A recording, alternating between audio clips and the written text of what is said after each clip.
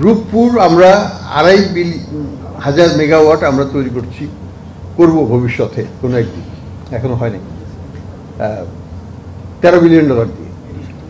অথচ বর্তমান বাজার মূল্যে গত 10 বছর আগের থেকেও মেগাওয়াট 100 মেগাওয়াট ইজ মিলিয়ন, অর্থাৎ এইটা আমরা $2.5 বিলিয়ন করতে পারতাম, যেটা $13 বিলিয়ন দিয়ে আমরা এটা করেছি।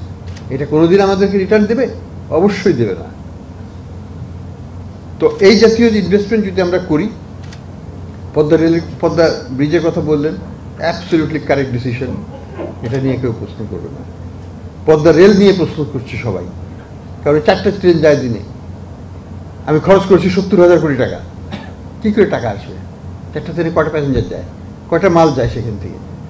আমাকে চিন্তা করতে হবে ভলিউম অফ ট্রাফিক কী আছে। আমার রাস্তা দিয়েই তো কাজ হয়ে যেত, আমার যমুনা সেতু দিয়েই তো আমি রেল লাইন এক্সট্রা 4টা ট্রেনকে ইন্ডিয়ান বর্ডারও পার করে দিতে পারতাম, অসুবিধা তো নেই, কানেক্টিভিটি তো আছেই। এখন তো অল্টারনেট যমুনা ব্রিজে আমি সেকেন্ড ব্রিজ করেই ফেলেছি, তাহলে আমি কেন করলাম না? এগুলো চিন্তা করতে হবে যে আমরা তো ধনী দেশ নই যে ঠিক আছে একটা জায়গায় 5টা জিনিস কিনে বসে রাখলাম। আমার একটা জায়গায় একটা জিনিসই কিনে ওই একটাকেই ব্যবহার করতে হবে সর্বাত্মকভাবে, হাইয়েস্ট রিটার্ন আনতে হবে, তারপরে আমি সেকেন্ডটাতে যাব। সেই পলিসি না করলে পরে আমাদের মতো একটা লোয়ার মিডল ইনকাম কান্ট্রির দেশের পক্ষে এই হাতিপালা সম্ভব না। কাজে এগুলোকে আমাদেরকে চিন্তা করতে হবে যে আমাদের ইনভেস্টমেন্ট ডিসিশনের সমস্যা ছিল, অনেক কিছুই ছিল। আপনি